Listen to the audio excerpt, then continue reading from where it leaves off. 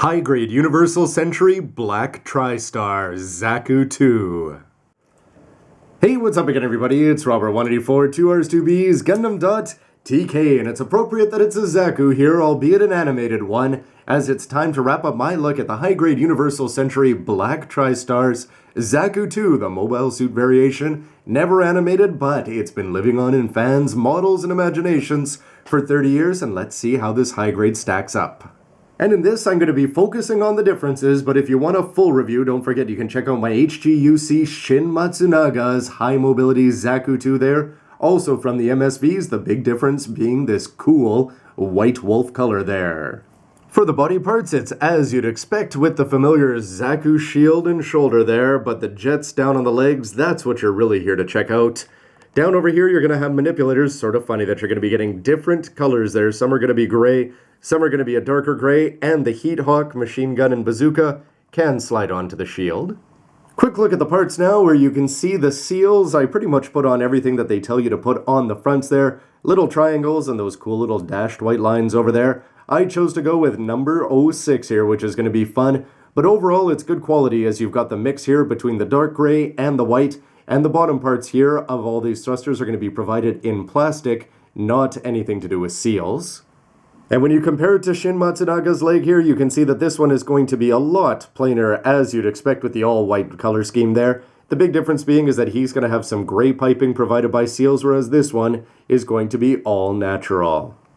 The upper body is going to have a neat mix there, as you get the blue as the primary with the purple on the inside, a little bit of black lining, and again, 06 there on the left chest. The TriStar arms are going to be missing the yellow stripes over there, but they're still going to have a lot more character. And if you take a look at the decals here, standard Xeon if you want to go over here, as opposed to the White Wolf. And remember that you're not going to be screwing up any seals that you'd have down below when you slide on the weapons rack. And here's the spiky Maxter shoulder over here. You've got an 06 with a triangle, that's separate seals there. But the less said about this one here for the Shin Matsunaga, overall, the better. Sometimes simple is good.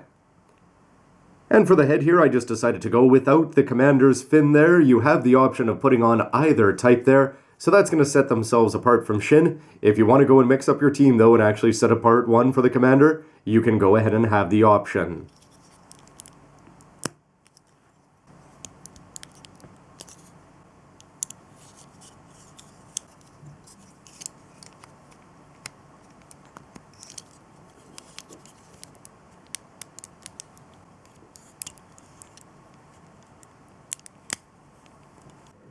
And when he's all put together here, barring getting stepped on, right on your head, this kit, my first impression, is just absolutely incredible. I've always been a big fan of the purple that they use in the dome here, and they're using this color here. It very much matches up with the new Gundam color paints that we've got, which is quite a bit different from the old ones.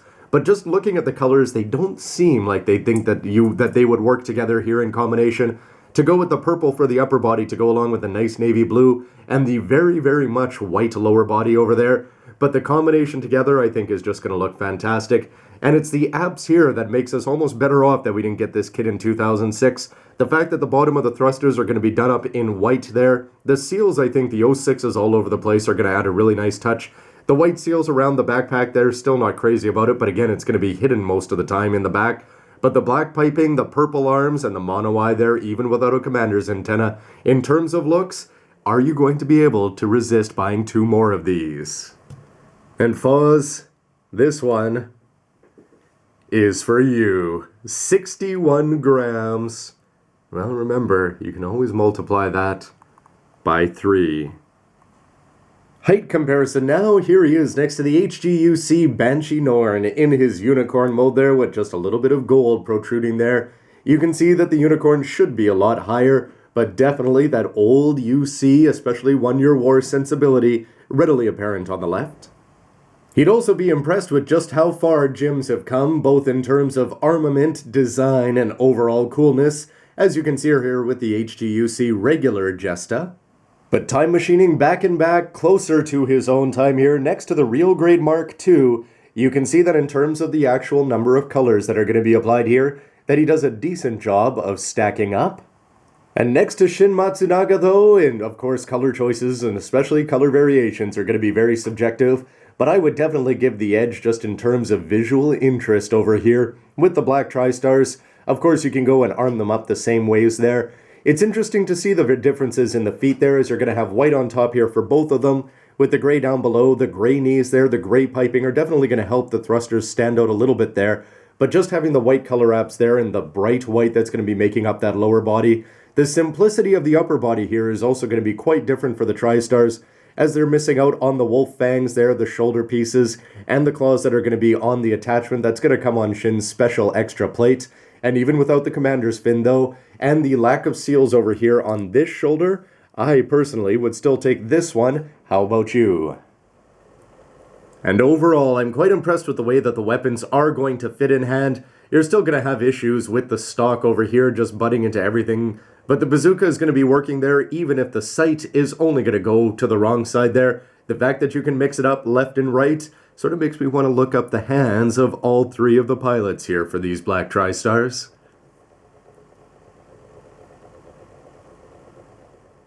And as they showed on the side of the box there, it's the kind of thing where when you've got these high mobility Zakus here, that if you get them up on an action base, especially here with the feet and the colors that are going to be standing out even more, weapons on either side, it's not so much going to be that's going to attract the attention as it is going to be the thrusters that are going to be built in down there. And it's the kind of thing, if you had them all up in the air and you were showing off Shin, Johnny Ridden, and all three of the black tri-stars, not to mention some of the others that we may be getting in the future, this is a lot of fun. And as you can focus on the machine gun, the heat hawk there, and the bazooka in hand, it seems like you can have tons of different possibilities, especially if you want to team them all up. Final thoughts here, this is the kind of kit that we've been waiting for, you could argue, since the high-grade Universal Centrally line kicked off. In terms of master grades, we got to see all the different MSVs of the Zaku 2s right at the beginning, and when we did eventually see, it took a little while, over a year, to actually get some Zaku 2s, even the Char variety, but it seems like it's been a long wait here for the high mobility ones, and worth it, because I think that we are benefiting from the advances in technology that Bandai's been putting in, so that in 2013 these are a darn sight better, I think, than we would have been getting in 2006, although it's been a long wait since the Zaku 1 came out. Everything here from the cover art with the focus of all three there to when you crack it open, and you get to see that B plate there with just the fantastic coloring. Between the purple, white, the black, and the navy blue, it's just going to be a fantastic color combination there. And the seals are definitely one of my big pluses here. You know that I'm pretty lazy and I never put these on here, but in this case, I think it's really gonna, the white seals on the dark background are really gonna break it up. You've got some asymmetry there. For example, you've got it on the knee over on the left, but you've got it down there on the foot for the right, and it's all gonna help stand out. The fact you don't have seals down below means you're not going to have any problems with the weapon rack like you would with Shin Matsunaga, and you're also not going to have that ugly wolf seal pulling up. So even if you want to go and add the commander's antenna, you can, and outside of the wolf details, in terms of pure colors and fun, this one, for me, definitely worth picking up, and it's the kind of thing that makes you want to go out. The ultimate question, does it capture the power of the anime? Well, we never know for the MSVs. Does it capture the power of the old school models? Yes, it does. It almost makes me want to go out and get 3. In terms of future speculation, what do you think could be out there? We've already got the domes and the Rick domes, and we've got the Zaku 1 and Zaku 2. Where could we go for the black tri-stars? MG 2.0s, those are few and far between, so the fact that we've already got one, would we ever get a 1/60th? Well, and we've had the choice with the chance Bandai has in terms of perfect grades, so we may be stuck there unless you want to go and pick up the old school one. So I'd love to hear your thoughts on that. I'd love to hear your thoughts on the black tri-stars and where they could go from here. And how many others, Yuma Lightning, who could be on the horizon? I'm very impressed with these high mobility ones, and the thought of having a whole rainbow of Zaku 2s, MSVs, or animated or not, doesn't really matter. Just the combination of these builds has been fun, and they've all had enough uniqueness so far to make it worth the build every time. Anyway, everybody, love to hear your thoughts about this kit and about the videos itself, and stick around for lots more news, reviews, and everything else you can use. Thanks for watching. See ya.